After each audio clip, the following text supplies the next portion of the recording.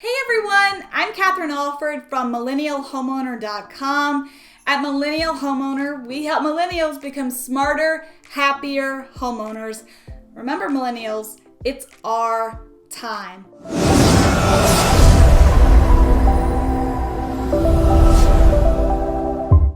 Today, I want to teach you how to save for your down payment in 3 easy steps. So let's go.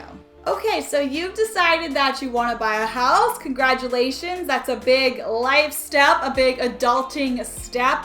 And you probably know that in order to buy a house, it's really helpful if you are able to make a nice down payment. Homeowners who have a nice down payment and excellent credit typically qualify for the best interest rates, and that's really what we want for you as millennial homeowners, because if you have an amazing interest rate, even if it's 0.5% or 1% better than you would have gotten with a lower credit score or less of a down payment, even that small of a percentage can save you thousands of dollars over the course of your mortgage. So down payment is really important, but it's also intimidating.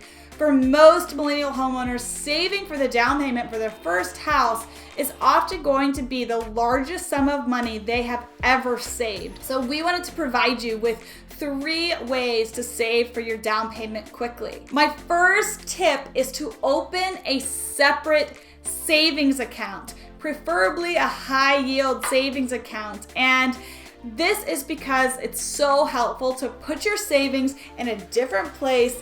Put it away in a spot that you don't see regularly. Keep it far away from your regular spending and the debit card that you use for your everyday expenses. What we really want is to put it in a separate location so that you can build it up quickly without being tempted to dip into it. So do your research. The interest rates on high yield savings accounts are constantly changing. So do your research for the best one that's currently available, and make sure it's at a bank that's convenient and simple for you. There are a lot of online banks that have great high yield savings accounts, and so that's something you might want to consider moving forward. So step 2 is to decide how much money you want to save.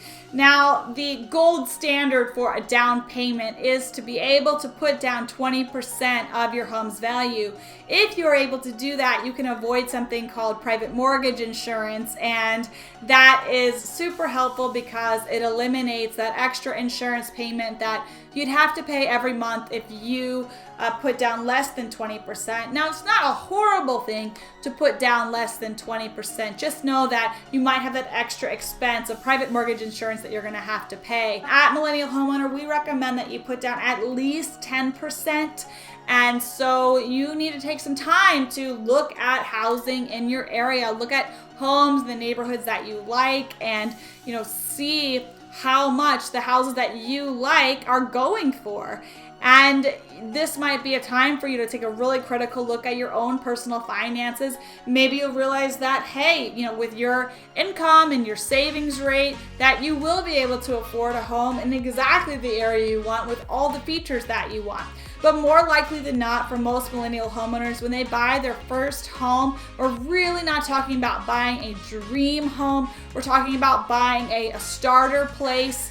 And that is perfectly fine. It's a great way to start and build equity in your home. And maybe you'll choose to live in it and renovate it or expand upon it, or then maybe you'll choose to use that house as a jumping off place to get the next house that you really want. But either way, take a look at what houses are going for in your area and then decide how much you want to save for a down payment. Keep in mind there are other costs associated with home buying outside of the down payment. So you're going to have closing costs and appraisal fees and all kinds of things like that. So strictly for the down payment, look at the houses you want and the price range that you want, and then calculate a number somewhere between 10 and 20%, ideally 20%, as I mentioned earlier.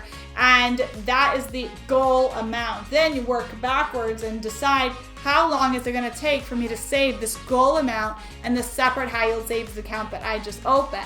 And the third tip that I have for you for saving for a down payment quickly is to set up some automatic transfers.